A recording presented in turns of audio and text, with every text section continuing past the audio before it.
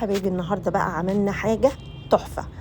أمي وأمك هم اللي علموها لنا وهم اللي بيعملوها، وللأسف ما بنعملهاش غير في العيد الكبير بس.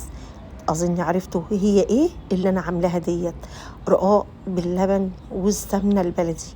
عايزة أقول لكم حاجة كده خيال، إزاي إن إحنا ما بنعملهاش طول السنة، ليه في العيد الكبير بس؟ تعالوا بقى نصلي كده على النبي، اللهم صل وسلم وبارك على حبيبي وشفيعي رسول الله محمد. تعالوا نشوف عملنا الجمال ده كله ازاي.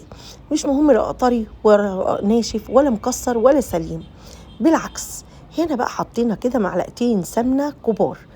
اهم حاجة السمنة تكون في قعر الصينية، تكون حتة سمنة محترمة كده علشان تطلع لنا الرقاق بالجمال اللي انتوا شفتوه ده.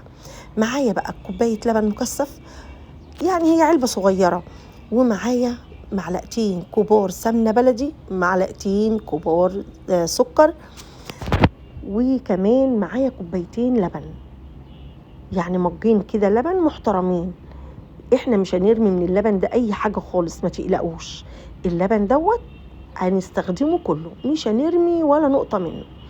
هنا بقى معايا رقاقايه، ومعايا زي ما انتم شايفين الصينيه مش على قد الرقاقايه، الصينيه صغيره شويه، فانا بكسره وبحطه زي ما قلنا. مش مهم سليم ولا مهم مكسر، عادي الاتنين هيمشوا. ولو عندك فتفيت رقاق برضه هتمشي، مفيش اي مشكله خالص. هنفضل كده نحط رقين ونرش شويه سكر صغيرين، وهنحط كمان معلقتين سمنه بعد كل رقين او 3 كده. احنا اهم حاجه الرقاق دوت بيحب السمنه البلدي، لو سمنه من التانية مش هيطلع بنفس الجمال. عايزه اقول لكم الريحه كانت قلب الدنيا والله العظيم. وانا بقى بحبه كمان اكله سخن كده، واحط ارش عليه اللبن زي ما شفتوا. ولو بات منه في التلاجة بحطه في الميكروويف واطلع واحط اللبن عليه متلج، يبقى الرقاق معايا سخن واللبن متلج. عايزه اقول لكم فظيع. بس عايزه اقول لكم كمان اللي بتعمل دايت يا جماعه ممنوع تاكل منه. هنا بقى كان عندي شويه زبيب على جوز الهند فاضلين من رمضان، حطيت كده شويه جوز الهند. وكتروا زبيب بقى، ليه؟ لان الزبيب في الحاله دي بتحسوا كده ان انتوا بتاكلوا ام علي. بصوا الكمية الزبيب اللي انا حطيتها كمية محترمة. بس لو عندك سوداني ما تحطيش، السوداني مش مستحب خالص. بس على فكرة هي برضو صينية رقاق ممكن تتعمل كده من غير اي حشوة جواها، هي كده كفاية تمام. بس انا عشان كان موجود عندي حطيت بقى معلقة سكر زي ما انتوا شايفين كده، وكمان حطينا معلقة سمنة بلدي برضو زي ما انتوا شايفين. وهنحط بقى الرقاقايه الاخيره. عايزه اقول لكم السكر دوت بيكرمل كده جوه الرقاق بجد. انا مش عارفه ازاي ان احنا الرقاق ده ما بنعملوش طول السنه. حطينا بقى كده شويه لبن من اللي احنا كنا بنبل بيه الرقاق. زي ما قلت لكم احنا مش هنرمي نقطه لبن، هنستخدمها كل اللبن اللي معانا هنستخدمه، مش هنرمي اي حاجه. كده بقى هنسيب معانا الرقاق. بس انا في الاول حطيت رقاق بتاع دوت لبن عليه باكوين فانيليا. تعالوا نشوف بقى عملت ايه. شويه اللبن زي ما انتوا شايفين كده، يعني كبشه لبن. حطينا ظرفين من الفانيليا، دول هنحطهم في اخر الصينيه خالص. الصينيه معايا اهي على البوتاجاز،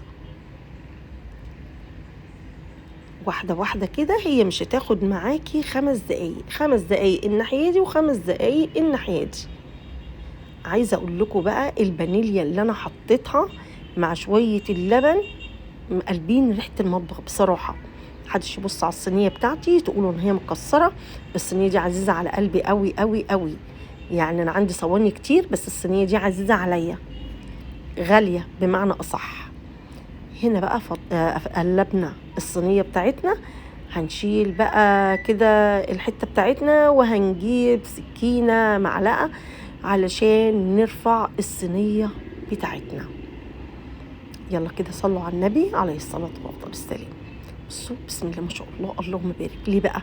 لان كميه السمنه اللي احنا حاطينها هي اللي خلت لك آه، الرقاق بتاعنا تحفه كده من تحت.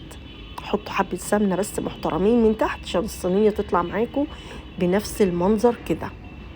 اللهم بارك. هنحط بقى الرقاق بتاعنا وهنعمل نفس الحكايه برضو، وصدقوني هتطلع تحت زي فوق. بدل السمنه بتاعتكم مظبوطه من تحت هتطلع تحت زي فوق. هي بصراحه الرقاق بيحب السمنه. هتبقى تقيله؟ لا مش تقيله خالص، بالعكس عايزه اقول لكم خطيره. شايفين الجمال؟ اللهم بارك. تحت زي فوق. نحط بقى كده شويه لبن برضو تاني. احنا حطينا في الاول اللبن اللي بالفانيليا، هنا بقى شويه اللبن اللي فاضلين انا حطيتهم كده على فوق الوش. بسم الله ما شاء الله. هنغطيها بقى بعد كده ما نقلب اللبن كده على الوش كله. ليه بقى؟ الوش هيطلع معاكي القرمشه بسيطه جدا وطريه، يعني هتبقى طريه من جوه وكريسبي من بره كده. بجد خطيره خطيره، ما اكدبش عليكم اللبن المكثف عامل شغل عالي. هنغطيها بقى كده لمده 3 دقايق مش اكتر. قطعناها بصوا بقى تحفه. عندك بقى شويه، هي دلوقتي سخنه، هنحط عليها شويه لبن متلج.